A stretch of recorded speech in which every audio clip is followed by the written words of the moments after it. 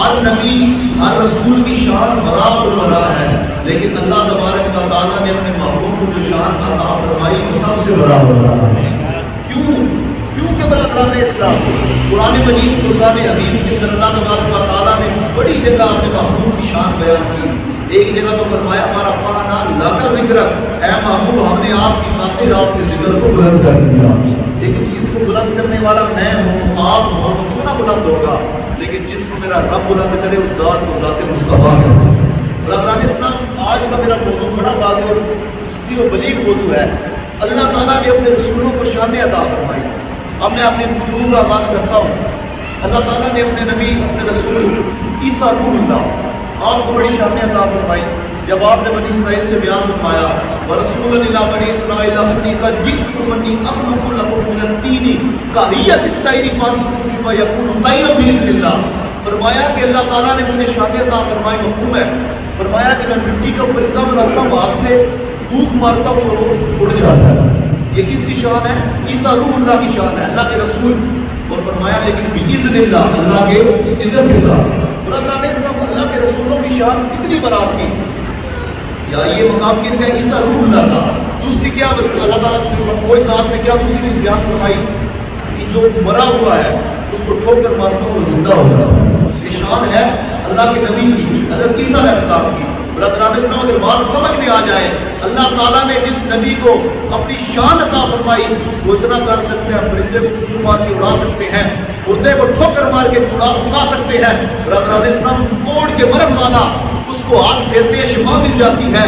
قرآن میں اللہ تعالیٰ نے فرمایا اور نبینا پیدائشی نبینا، حضرت عیسیٰ علیہ السلام اگر اس کو آنکھ عطا فرمانا چاہے تو آنکھ عطا فرما سکتے ہیں۔ تو برادران اسلام آج کا مسلمان اپنے نبی کی شان کے اندر کیوں قید لگاتا ہے کہ میرے نبی یہ جانتے ہیں وہ نہیں جانتے؟ میرے امام نے فرمایا سب سے اولا ہوا ہمارا نبی، سب سے والا ہوا ہمارا نبی۔ کل بدلی رسولوں کی ہوتی رہی، چاند بدلی کا نکلا ہمارا نبی۔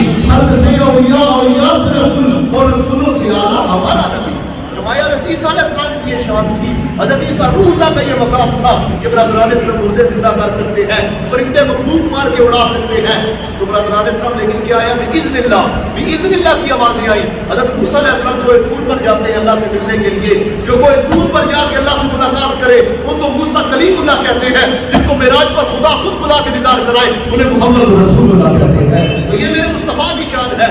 آج برادران اسلام اتنی شان والے نبی کی ذات کے بارے میں اگر کوئی بات کرے، یہاں پر میں بابا جی کا جملہ بولنا بڑا ضروری سمجھوں گا۔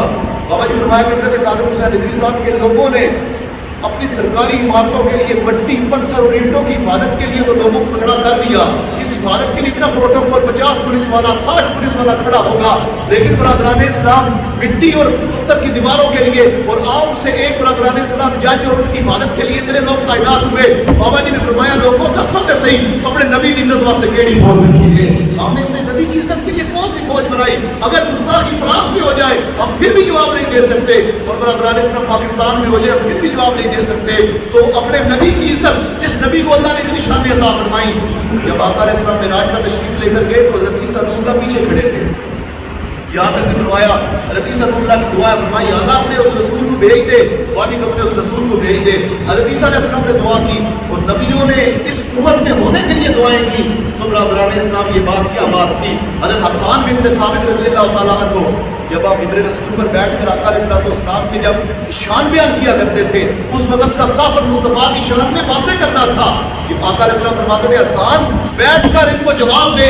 برادران اسلام ہم نے بھی کفر کو جواب دینا ہے، جو ہمارے نبی کے بارے میں بات کرے گا ہم پھر ہم نہیں دیکھیں گے، پھر ہم یہی کہیں گے کہ برادران اسلام کی محبت سے وفا تمہیں ہم تیرے ہیں، یہ جہاں چیز ہے کیا لوح و قلم تیرے ہیں۔ اگر آج ہم نے اپنے نبی کی عزت کے لیے برادران اسلام سخت اقدام اٹھایا ہوتا، خدا کی قسم کفر نے کبھی بھی نبی کی عزت کا خاکہ نہ بنایا ہوگا۔ آج برادران اسلام ہمیں پھر سکون ہونا ہوگا، آج ہمیں دوبارہ اپنے نبی کی عزت کے لیے کھڑا ہونا پڑے گا۔ میں چھوٹی سی بات کرتا ہوں، جب یہ امامہ کے اندر جب سیدنا صدیق اکبر رضی اللہ تعالیٰ عنہ نے مصطفیٰ کی عزت کے لیے جب فوج تشکیل دی، کسی صحابی نے نہیں فرمایا کہ سانو بڑا دکھ لگیا لیکن جنگ چھیڑے گے تو رات نام ہو گے۔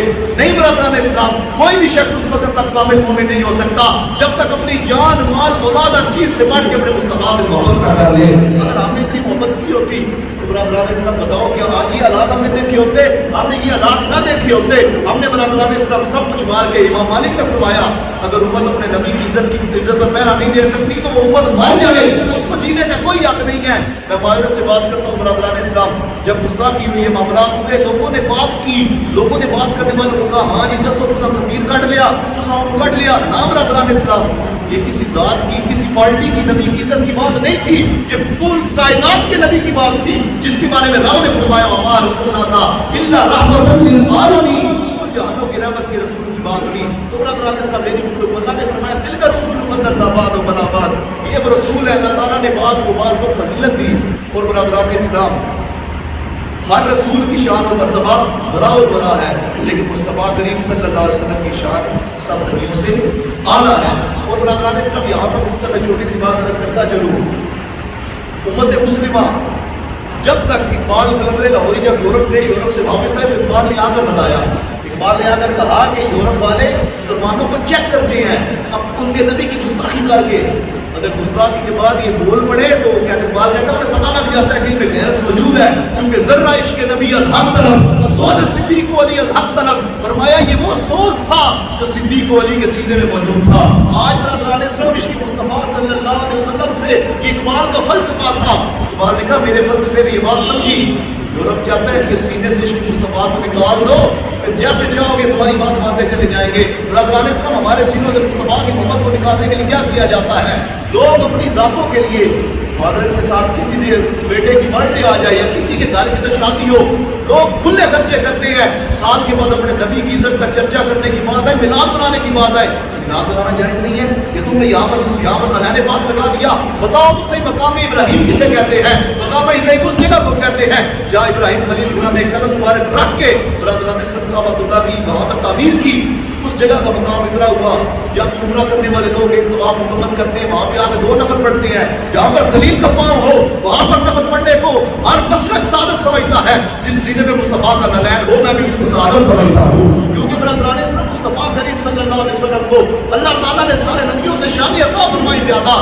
اور برادران اسلام یہ بات میری بات نہیں ہے، یہ اللہ تعالیٰ نے قرآن میں ارشاد فرمایا، کسی نبی کی تکلیف کے لیے قرآن میں آیت نازل نہیں ہوئی، اگر کسی نے اپنے نبی پاک صلی اللہ علیہ وسلم کی ذات کے بارے میں تھوڑی سی بات کی، رائے نہ دوبارہ رعایت ہو، قرآن کی آیت نازل ہو گئی، تو چلتے چلتے مصطفیٰ کریم سے آگے بڑھ گیا، قرآن کی آیت نازل ہو گئی، اگر کسی نے برادران اسلام علیہ السلام سے آگے تک بڑھا دیا، قرآن کی آیت نازل ہو گئی۔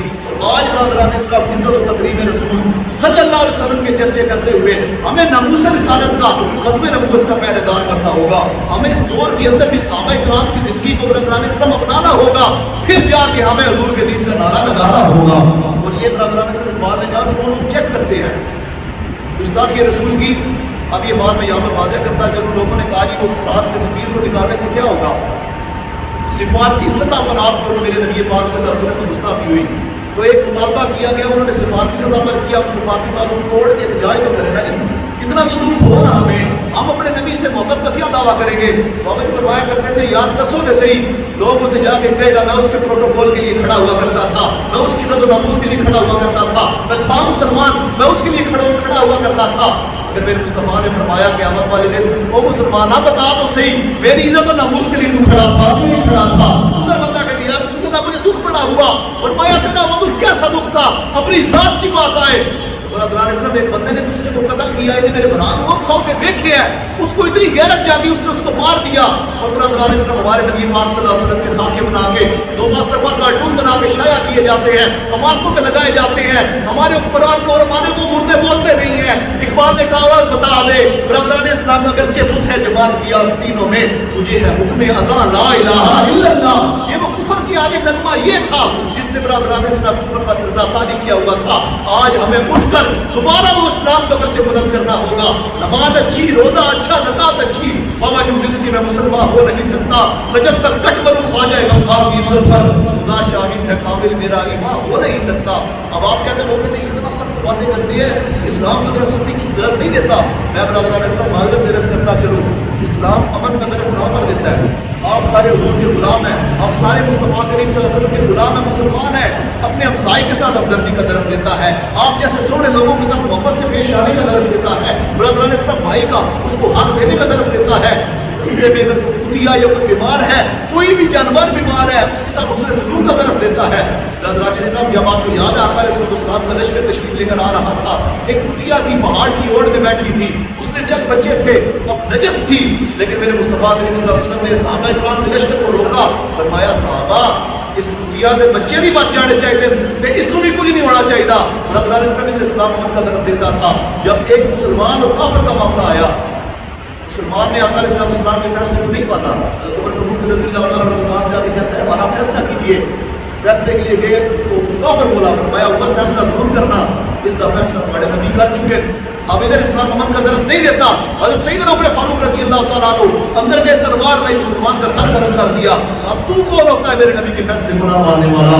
यहाँ पर इस्लाम पर अगर इस्लाम की इज्जत नमूस का नमूस इंसान का दरस देता है, तो आज हमें अपने नबी पाक सल्लल्लाहु अलैहि वसल्लम की इज्जत और नमूस के लिए आहिस्ता नहीं होना चाहिए। हम अपनी इज्जत के लिए लोगों से लड़ पड़ते हैं, अपने नबी की इज्जत के लिए किसी बात नहीं कर सकते हैं। हमें बराबर इस्लाम कुफर के साथ ये बात तय करनी होगी। हम अपने नबी के वो गुलाम हैं, हम हैं गुलाम, हमको गुलामी में नाज है। इंशाअल्लाह पहचाने जाएंगे इस नामो निशान से। हम ये चंद दिन की जिंदगी है, मैं कितना जी लूंगा, आप कितना जी लोगे? या बैठे बैठे दर्द आएगा और एक खबर चलेगी छत गिरी, बड़े मुसलमान नमाजी शहीद हो गए।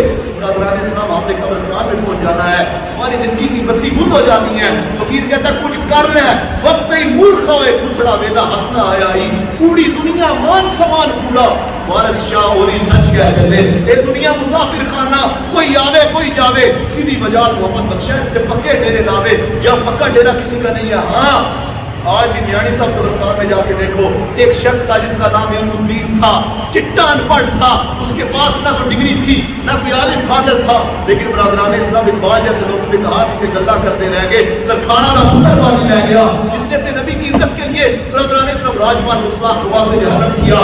आज मियानी साहब कब्रिस्तान में जाके देखो, कब्रों के ऊपर फूल हो ना हो, उस दरवेश की कब्र पर देखोगे फूलों के टोकरे को डाल जाता है।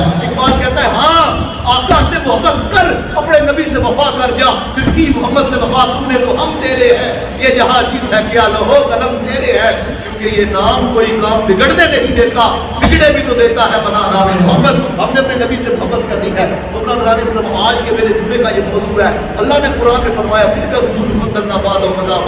हमने अपने बाज रसूलों को बाज की फजीलत दी, और बरादरान इस्लाम उनका कायनात में जिसको जिस रसूल जिस नबी को सबसे ज्यादा फजीलत मिली, उनका नाम मेरे और आपके नबी सल्लल्लाहु अलैहि वसल्लम मोहम्मद मुस्तफा पायदार अंबिया खत्म रसूल मक्की मदनी आका है। तो बरादरान इस्लाम हमने उस नबी को नबी पाक सल्लल्लाहु अलैहि वसल्लम की इज्जत और नामूस के लिए भी उतना ही गर्व कर रहा है। तो इंशाअल्लाह ताला बरादरान इस्लाम ये बात मेरी नहीं है, ये कुरान की बात है, ये सहाबा किराम की जिंदगी का तरीका है। आज हमें अगर अपने नबी की इज्जत के लिए बात करनी पड़े तो करेंगे ना, इंशाअल्लाह ताला हम करेंगे। हम अपने नबी की इज्जत के लिए जान को नजराना पेश करना पड़ा तो वो भी करेंगे। अल्फाज से हमने कितने साल दुआएं की, अल्लाह से मुल्क पाकिस्तान में नाम मुस्तफा लेके आ बरदरान इस्लाम। हम जब आगे बढ़ेंगे, ये बुजुर्ग दुआ करते हैं तो दिल दुखता है। हम जब मिलकर इस मिशन पर खड़े हो जाएंगे, हमने अब किसी की बात नहीं सुनी, हमने एक ही बात करनी है, आया आया दीन आया, तब इस मुल्क पाकिस्तान के अंदर बुजुर्ग का दीन तक पर आ सकता है। हम कभी ना सोचे कि हम वो हमें ले जाएगा वो ले जाएगा। नाम बरदरान इस्लाम कुरान में अल्लाह ने फरमाया इन्ना दीन इंदल्लाह इस्लाम। इस्लाम बरदरान इस्लाम जब ऊंचा होगा, मुसलमान का वकार ऊंचा होगा। सहाबा इकराम ने जितनी जिंदगी गुजारी, क्या सिर्फ किस तरह जैसे थे, उस वक्त का अमेरिका सुपर पावर था।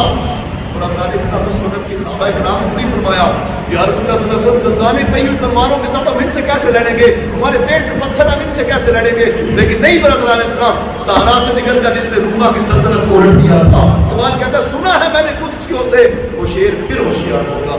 हमारा तरीका अमीरी नहीं है, राडों के साथ हमारी इज्जत नहीं है, हमारी इज्जत ऊंची बिल्डिंगों के साथ नहीं है, कुफर के साथ हमारा ये मुकाबला नहीं है। मोमिन के लिए तो ये दुनिया बरदरान इस्लाम कैद खाना है, और काफिर के लिए जन्नत है। हमारी जन्नत को अल्लाह तबारक व तआला ने आगे रखी है। खुद बताओ